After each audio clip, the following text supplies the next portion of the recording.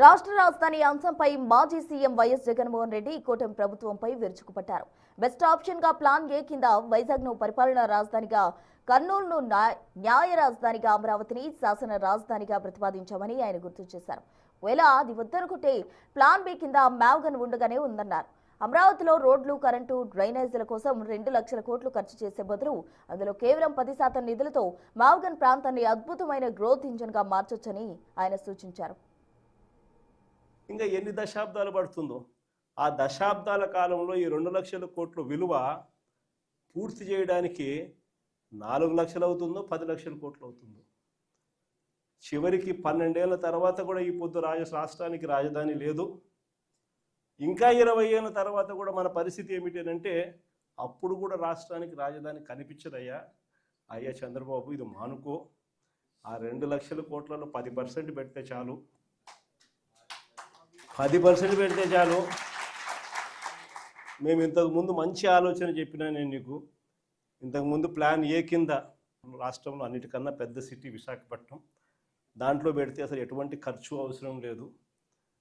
కర్నూలులో న్యాయ రాజధాని కింద అప్పట్లో కర్నూలుకు మనం మాటిచ్చినాము, అది నెరవేరుస్తూ అక్కడ న్యాయ రాజధాని పెడుతూ ఇక్కడే అమరావతిలో లెజిస్లేటివ్ శాసన రాజధానిని కూడా తీసుకొస్తే బాగుంటుందయ్యా అని చెప్తే నానా యాగి చేసి రాజకీయాలు చేసి అది వద్దు అన్నారు. సరే పోనీ, అది వద్దు.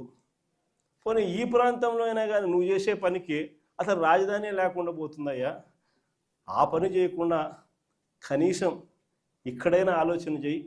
మచిలీపట్నంలో నువ్వు కాదయ్యా పోర్టు కట్టింది, మేం కట్టాం. మచిలీపట్నంలో పోర్టు మనం కట్టాం.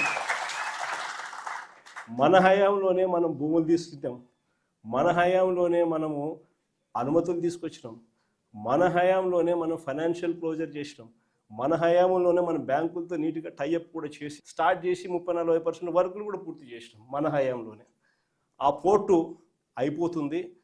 మచిలీపట్నం నుంచి విజయవాడకు కేవలం 70 కిలోమీటర్లు, విజయవాడ నుంచి గుంటూరుకు మరో 40 కిలోమీటర్లు, మొత్తం ఈ 110 కిలోమీటర్లు హైవే ఉందయ్యా.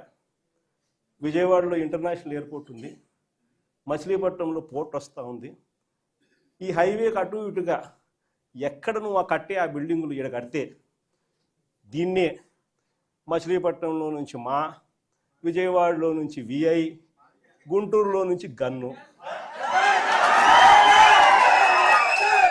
మావిగన్ అని చెప్పి ఈ 110 కిలోమీటర్లు ఈ ఎకనామిక్ కారిడార్ కింద, క్యాపిటల్ కారిడార్ కింద డిక్లేర్ చేసి ఆ కట్టే బిల్డింగ్లు ఆడ కట్టుకోకుండా ఇక్కడ కట్టయ్యా. 2 లక్షల కోట్లలో నువ్వు పెట్టే అమౌంట్లో 10% ఇక్కడ పెడితే చాలయ్యా. ఆ రోడ్ల కనెక్టివిటీని కొంచెం ఇంప్రూవ్ చేస్తే చాలు, బ్రహ్మాండమైన రాజధాని ఇక్కడే తయారవుతుంది. డే 1 నుంచే రాజధాని వస్తుంది, ఒక గ్రోత్ ఇంజిన్ తయారవుతుంది. కనీసం 20 ఏళ్ళ తర్వాత అయినా మన పిల్లలు ఉద్యోగాల కోసం ఎక్కడికెక్కడికో పోవాల్సిన అవసరం లేకుండా మా మావిగంలోనే ఉద్యోగాలు దొరుకుతాయ్యా అని చిలకకి చెప్పినట్టు చెప్పినా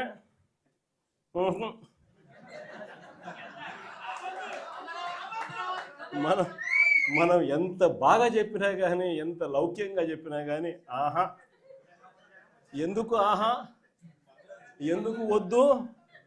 కారణం ఆడ 2 లక్షల కోట్ల వర్కులు, మొబిలైజేషన్ అడ్వాన్స్ 10%, అందులో 8% తీసుకోవడం.